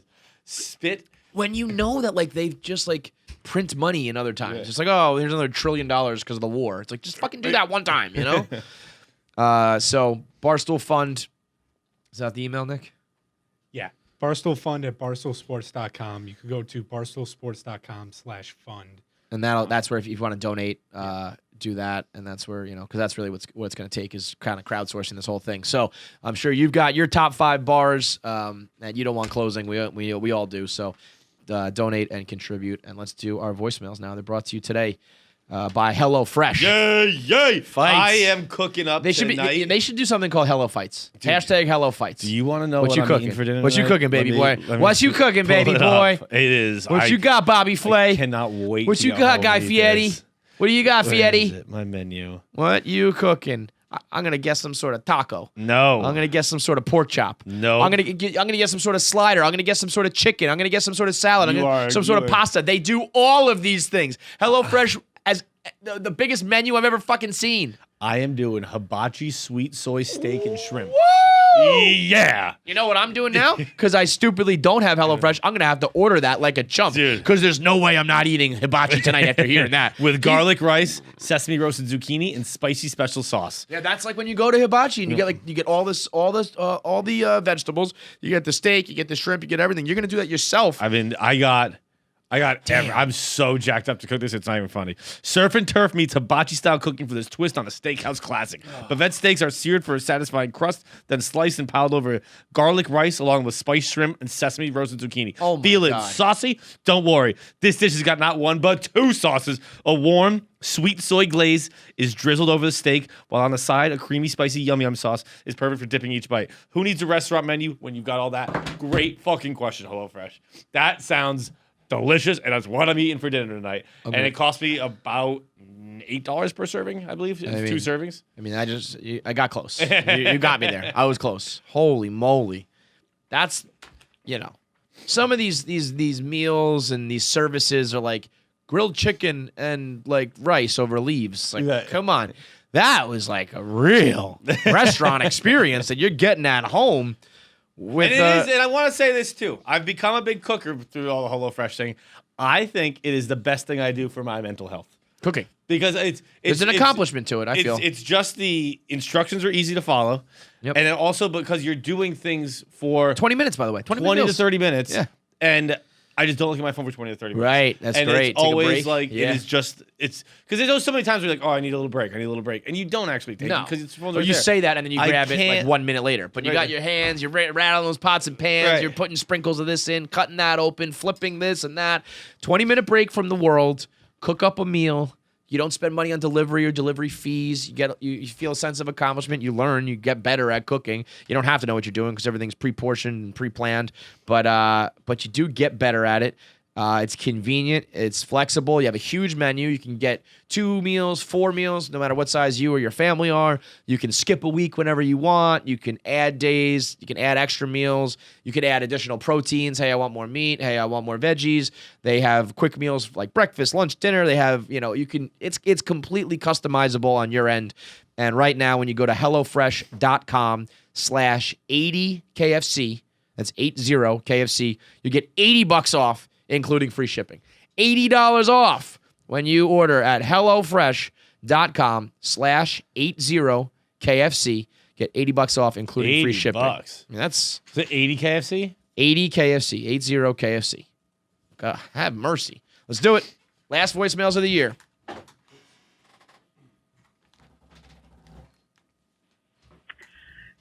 Right. Hey guys, I'll keep this short and sweet. Unlike most of your voicemails, after I was done blowing my man the other day, the first thing he said was my quads hurt because he had run earlier in the day, and I thought, Jesus Christ, what a stupid fucking thing to say. So I was just wondering, what is the stupidest thing you could think to possibly say after someone's blown you? Love you guys. Rockin'. I mean, my quads Yeah. hurt is not great, but it's also like, I what did got Marty such a say that fucking one runny time? nose. Marty was getting blown that one time, and he said, "What do you think of my neck beard?" Right? I don't recall Remember that? that. Yeah, no. he said I something. remember that. Ugh. You do remember that, right? Yeah, yeah, he yeah. definitely said He that. had a neck beard at the time. He was self-conscious about her, like looking up at it, and he said, like, "So what do you think of my neck beard?" I think like his cum was in her mouth, and it was like, "What do you think of my beard?" That wasn't good. That was not great. No, I mean, that is also the answer. Yeah. yeah. Right. I mean, it's a weird thing. Like, I think there's been jokes about this on like on TV and movies and shit.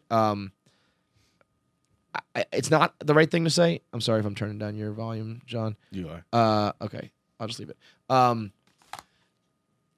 I feel like sometimes thank you is an appropriate thing to say. It's not. It's not hot. It's not sexy. You shouldn't.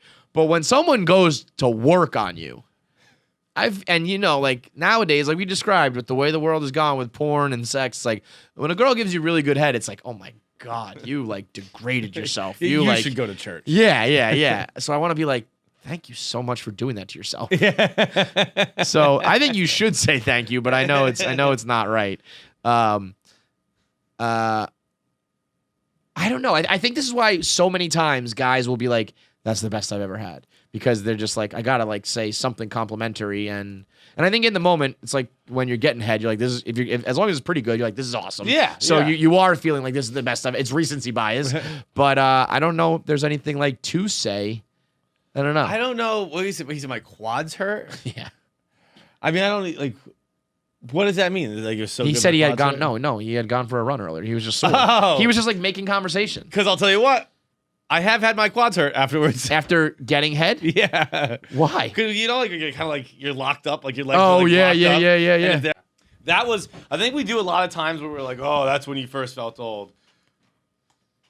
I think the worst I've ever felt about myself and my future is probably, like the first time. It's happened a lot of times since.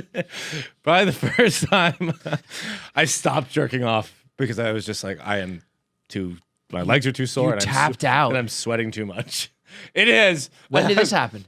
I can tell you where it was. It was on my couch. No, that's okay. Just when. It was. I don't I don't know when. details. So it was within the last 4 years because I was on my couch at my old apartment, Wow. and I was just like, "This is." Wow. I was like, "This is Just not gonna it's not- abort mission, Yeah. baby."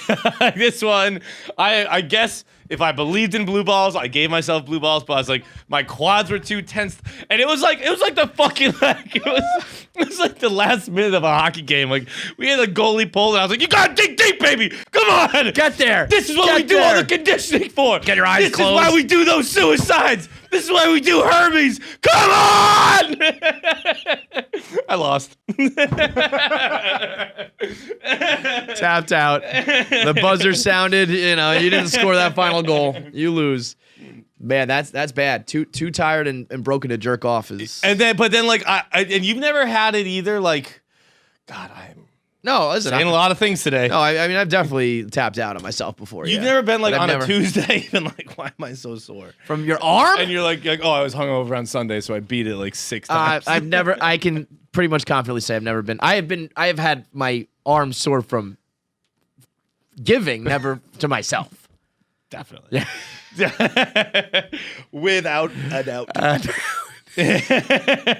Dude, I'm getting old. Like, so like, I mean, sex is a production, and like afterwards, I'm creaking and cracking. I'll be in bed, I finish up, and I'm doing one of these. I'm like stretching the Charlie horse out, you know. And these are big, like demonstrative moves. I'm like, Yeah, I'm cracking. not trying to be subtle about it. no, I'm just like I gotta, you know, and it always kind of gets like a smirk or a Dude, laugh. Where it's before like, oh, sex- you're old, huh? I'm like, yeah, bitch. Before sex, you can catch me in the outfield like a fat first baseman. Just like with this hand. I can't do it. I'm going to do it over here. Like Doing the skip thingy. Doing the leg over the side, where you lay on your back, you throw one leg over the side, your arms and legs are sprawled out. Dude, I stand there in the outfield, I'm like Bartolo. Get my arms up and out. I'm just trying to get loose, just trying to stretch it out, baby. Just get the whole. I need, you know, like, you know, when they say, you know, you got to take your warm up seriously. You get your heart rate up, get a baseline. Like that's, I gotta warm these. I will tell you, you know, the oldest I feel is like, I am like a 1992 Toyota Camry with 250,000 miles on it that will get you there. We'll get to point B, but we gotta. It takes a while to get humming. You know, like I'm like in the Karate Kid in the beginning of the movie where they're pushing the car and then she's like, "Pop it," and he pops the clutch and then they hop in and go. Gone are the days, bro. Anybody who ever tries to have sex with me again, gone are the days of like spontaneous, like push me up against the wall and my dick's like right away hard. We're gonna fuck. I'm like, okay, we can now go to the bedroom where we will have to like do heavy foreplay for a little while before this gets going. Spontaneous sex is gone. Gone. No, the only time spontaneous is when my dick decides. So it's like, Right. hey, let's not waste this one, huh? Yes. Oh, you know what happened to me? I literally used this word. Like, you horny? No, better get it. I used this phrase verbatim the other day.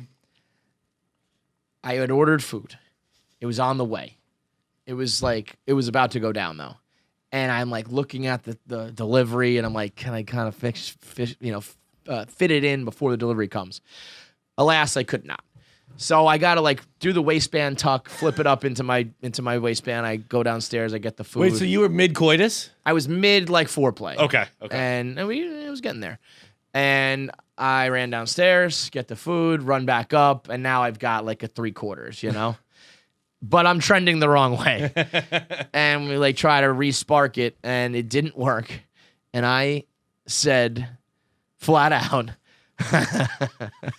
I said, I'm like a veteran relief pitcher. You can't get me up and down like that. I said that straight up. I was like, you wore me up in the 6th, and you should have waited till the 8th. Like, and you can't be like Joe Girardi. You can't just be getting me up and down like that. And it got a good laugh, but I was like, but it's true. But it's also so if I've got it, we got to use it, and if I lose it, it's gonna take a while to get it back. Fuck, getting old sucks. I like the comparison to the car because, you said, like it takes a while to go, and also when you show up somewhere, your friends will go, "That's what you're driving, huh?" And you go, Yeah. "It's actually better than you think." I know it doesn't look like much, but it actually. But it's mine. It fits me. It's great for me. God damn it. So anyway, I don't know. Don't. What am I saying after a blowjob? I'm saying, ow, fuck, this hurts. I'm saying all the wrong things. Yeah, all of the wrong I'm saying something that makes you never want to do it. But again. also just know that is like the moment where it's cliche. Like our brains are broken in that moment. We can't be held responsible for what we said. Agreed. Hey, what's up, KFC Fights, Nick, whoever else is producing this. So I've been dating a girl for a year and a half, but past couple months, shit's definitely been going downhill because she's like long distance and doesn't have any plans of changing that, and politics. So basically, I plan on breaking up with her eventually, but I'm not sure how long that would take because we're kind of got our lives intertwined by now, and I'm not sure how easy it is to like separate that. But my buddy just told me about a New Year's Eve party that's going to have a lot of very fine women. And my thought process is, why prolong All right. the inevitable? What is he saying?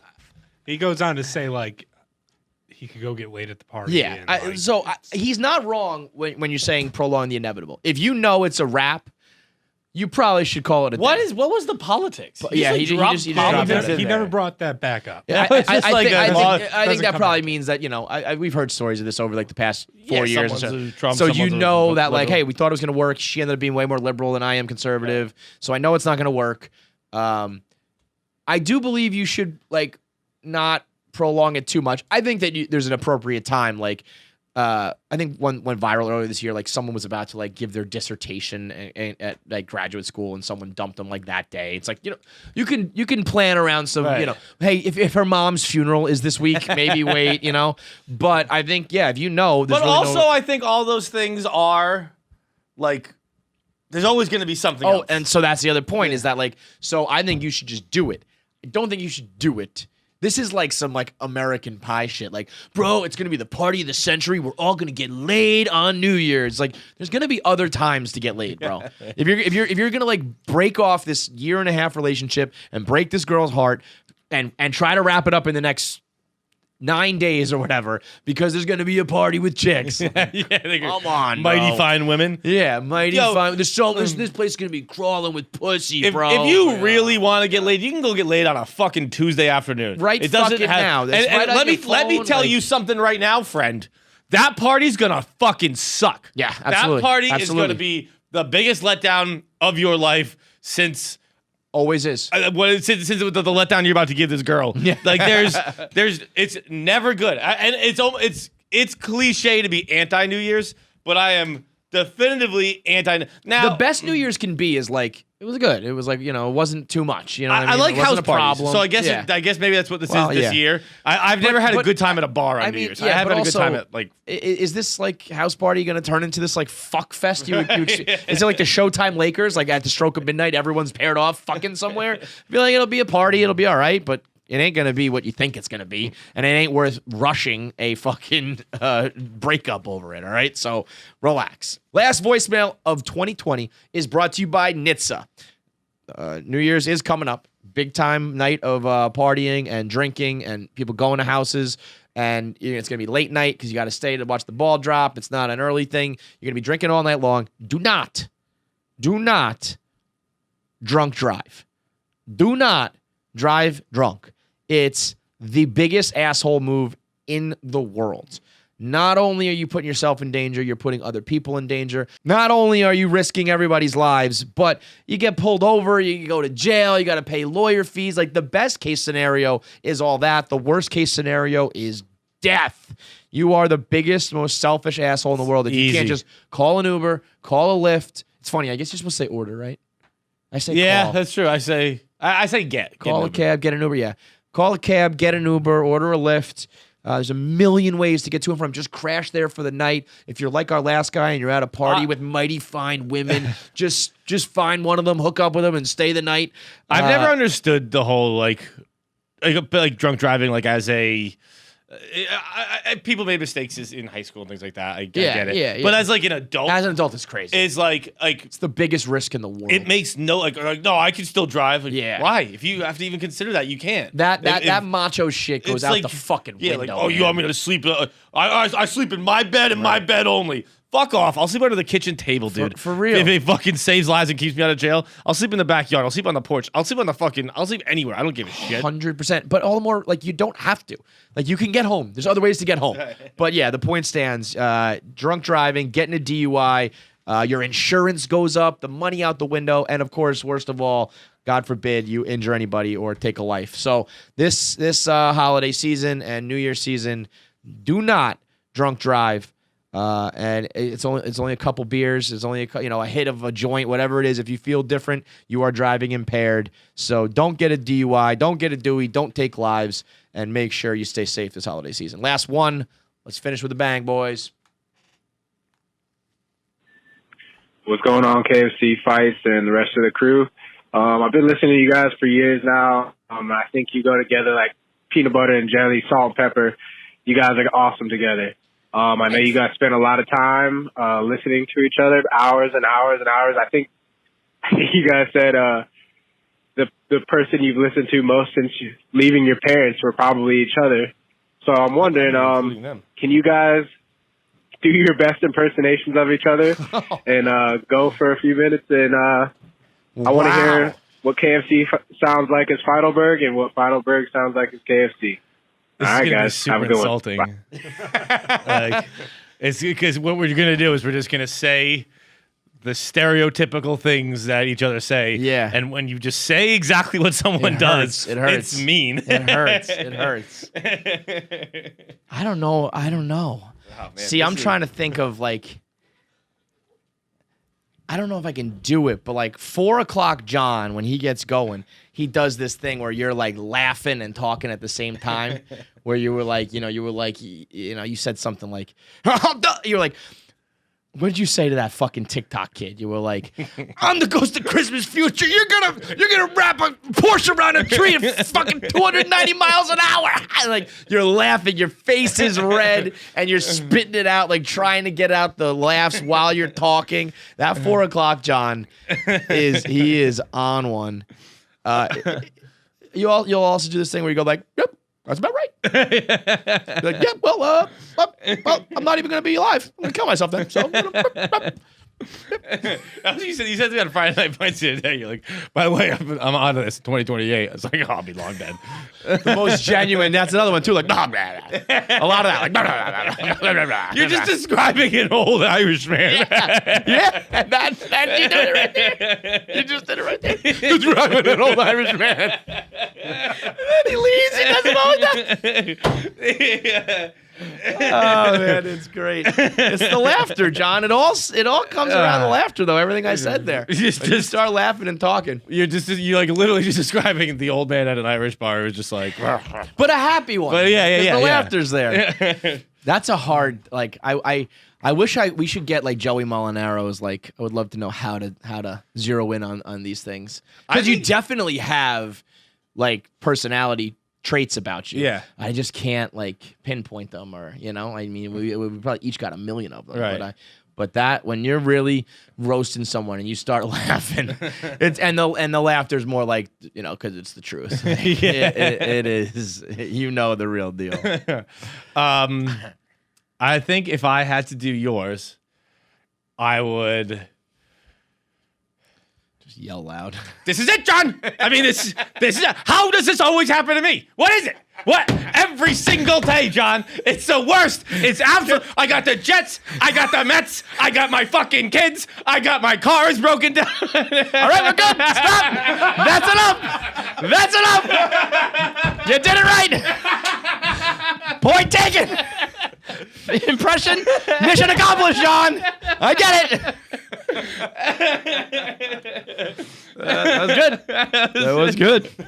That was good. Well, that's actually very apropos that we ended on that voicemail, because the last segment we're going to do of the year here is actually us listening back to us. So this is from the first podcast we did of 2020 as we wrap up with the last podcast of 2020 to see what what we said and what we thought and how and where our minds were at on was this like probably January? It was actually week? December 31st. It dropped. Okay. But actually earlier in the episode, we won't go back that far. John, you did say you thought Brady was going to leave the Patriots, and you said it seemed like it was starting to kind of unravel. Oh, you knew. Yeah, I had that one there. Death by 1,000 fucking boilings in a thing. It is, but it's like it's also such a 2020. We're gonna be happy boys, bro. No more sad boy. We're gonna be happy boy, John. You're a good conversationalist, man. You knocked it out of the park. I'll be honest. I said that for 2019. That 2019 was mental health year. I fell short. 2020 it is, baby. No, you know what 2019 was?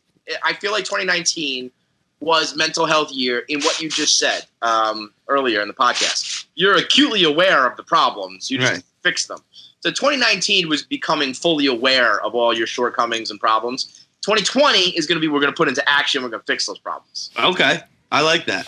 That 2020. So basically what I'm saying is 2020 is the year of therapy. I got my guy. I just haven't seen him. I am 100% going to full-blown therapy in 2020. I promise you that. Yep. It has reached an absolute breaking point where I was such a wreck during the holidays. It's almost like I said to wrap things up, to bring it back to the beginning. The Patriots, like, if you're going to be bad, I'd rather like bottom out so that I have this new perception. That was the holidays. I was such a fucking wreck that I started like laughing at one point. Every movie I saw, all the emotional moments, somehow I'm relating myself. This holiday season, I'm good.